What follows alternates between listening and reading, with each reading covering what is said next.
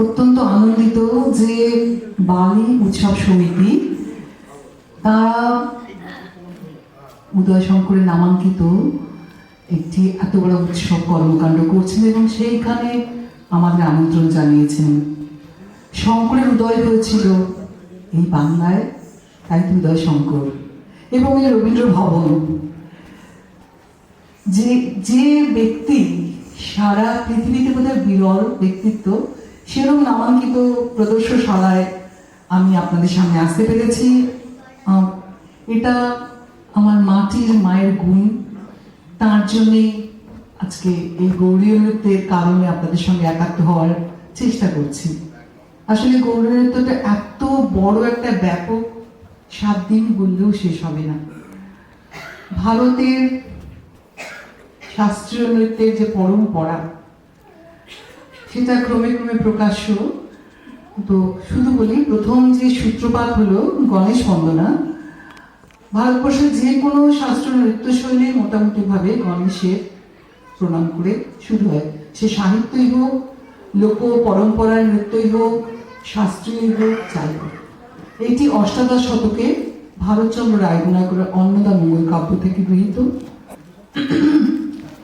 রাগ মিশ্র বিলাবল বা বেলাবলী এবং তাল দাস পাহাড়ি, বাংলার নিজস্ব তাল এবং ঝাঁপ তাল।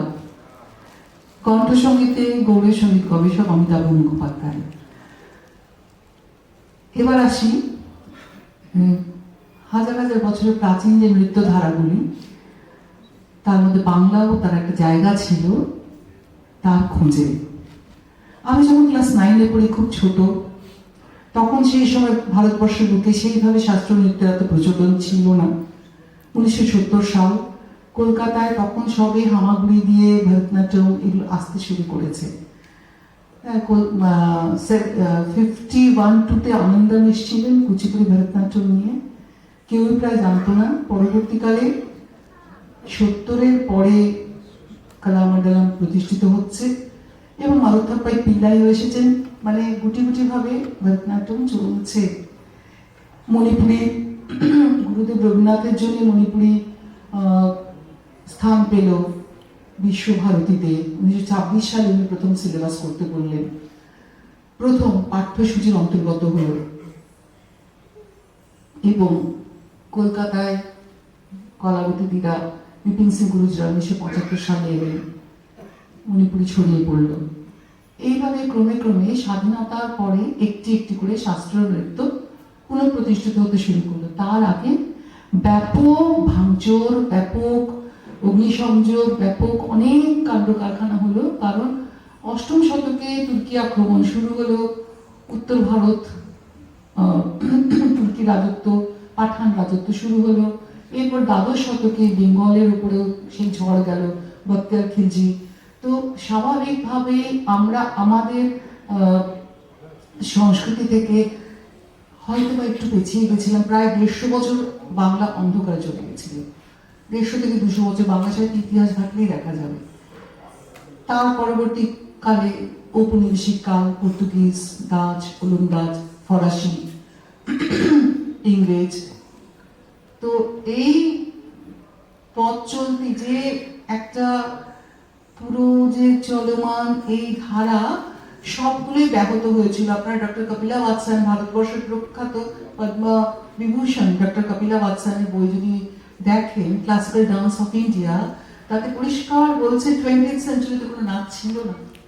সবগুলো ডাইলিউটেড ফর্মে ছড়িয়েছিল, ছিটিয়ে সবগুলোকে এক একজন কাজ করেছেন, গবেষণা করে করে এক একটি করে আত্মপ্রকাশ করেছে। স্বাধীনতার পরে আগে শুরু হলো, প্রথম ভরতনাট্যমের কাজ শুরু করলেন কৃষ্ণ একাডেমি। ভরতনাট্যম নামকরণ নয়, 1933-তে প্রথম একজনকে মহিলাকে দিয়ে নাচ করান, দুজনকে দিয়ে কল্যাণী ডটার্স, কিন্তু ভরতনাট্যম নাম নয়। এরপর 35-এ 27 ডিসেম্বর মুখ্যমন্ত্রী বরুণদের প্রথম নাম দিলেন ভরতনাট্যম। এবং উনি বলছেন যে আমি নাট্যশাস্ত্র অনুসারে নাম দিয়েছি, কিন্তু ভারতবর্ষের যে কোনো নাচই ভরতনাট্যম। কথাকালি কেরালার ভরতনাট্যম, ওনার সময় যেটা আবিষ্কার হয়েছে মাত্র, মণিপুরি মণিপুরের ভরতনাট্যম, আমি নামটা দিয়ে ফেলেছি ভরতনাট্যমের। ঠিক এই কথা লিখে যাচ্ছেন তার আর্টিকেলে। এইভাবে একের পর এক একটা একটা করে, এবং যখন 1952-53-তে দিল্লিতে সঙ্গীত নাটক একাডেমি প্রতিষ্ঠিত হলো, তো ওরা প্রথম 58-এ ন্যাশনাল সেমিনার করলেন। তখন 4টে শাস্ত্রীয় নৃত্য শৈলী সবই আবিষ্কৃত হয়ে হামাগুড়ি অবস্থা, শৈশব দশা, ভরতনাট্যম, মণিপুরি, কথক এবং কথাকলি।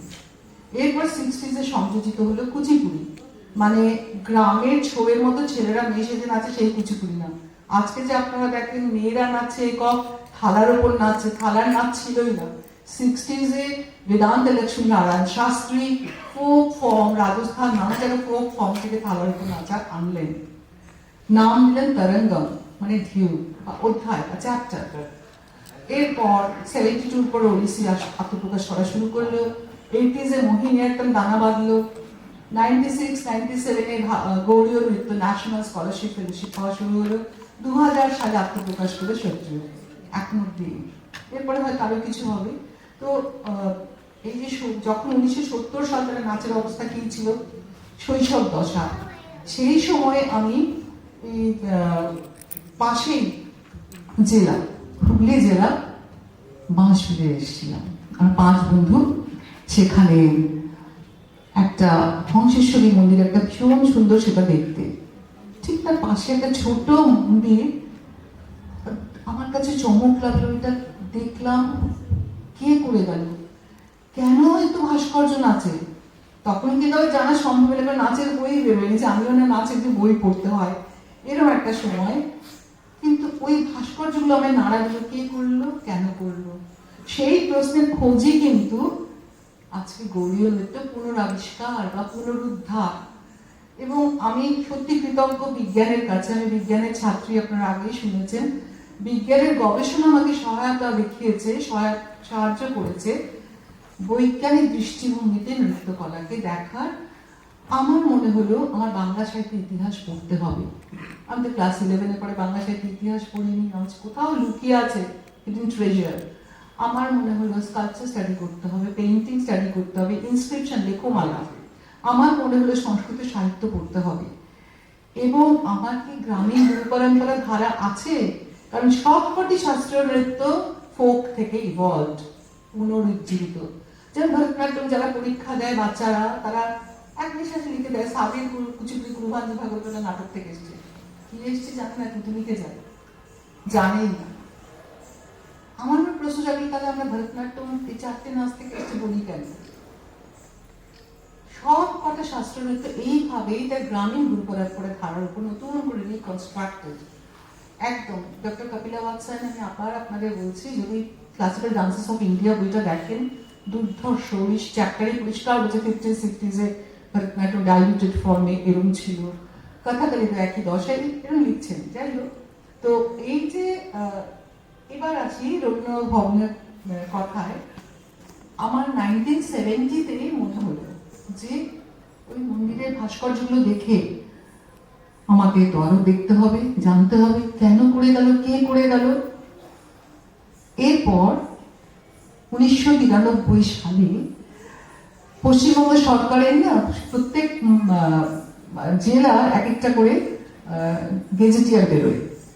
তো হুগলি জেলার এরকম গেজেটিয়ার বেরিয়েছে। আমি গেজেটিয়ার কিনি, পড়ি, আমার খুব ভালো লাগে, পড়তেই ভালো লাগে। তো হুগলি জেলার ওই গেজেটিয়ারে পড়তে গিয়ে দেখছি রবীন্দ্রনাথ ঠাকুর বহু বছর আগে নন্দলাল বসুকে, এটা 93-তে দেখতে পাচ্ছি। আপনারা 93 পশ্চিমবঙ্গের সংখ্যাটা হুগলি জেলা জোগাড় করবেন, তাতে পাবেন। নন্দলাল বসুকে অনন্ত বাসুদেব মন্দিরে পাঠিয়েছেন, 1 মাস উনি ছবি এঁকেছিলেন। সেই ছবির রিফ্লেকশন সহজ পাঠে দেখা যায়। আমার তখন এত ভালো লাগলো, কারণ রবীন্দ্রনাথ আমার জীবন দেবতা। হচ্ছে আমি 70 সালে যখন যেটা ভেবেছিলাম, দেখেছিলাম, 93 থেকে জানছি রবীন্দ্রনাথকে এটা নাড়া দিয়েছিল, অসম্ভব ভালো লেগেছিল। তা আপনাদের সঙ্গে ভাগ করে নিলাম। এই হচ্ছে আজকের ভারতবর্ষ, খণ্ডিত ভারতবর্ষ। আফগানিস্তান অব্দি তো ভারতবর্ষ ছিল, আমরা গান্ধারী জানি, গান্ধারী, সেখান থেকে মায়ানমার পর্যন্ত, উত্তর বার্মা, মায়ানমার, সেটা তো ক্যালকাটা ইউনিভার্সিটি আন্ডারে ছিল। তো এই থেকে আমরা একটা একটা করে শাস্ত্রীয় নৃত্য শৈলী আত্মপ্রকাশ দেখতে পারলাম। আমি আগেই বলেছি 1935 27 ডিসেম্বর ভরতনাট্যম নাম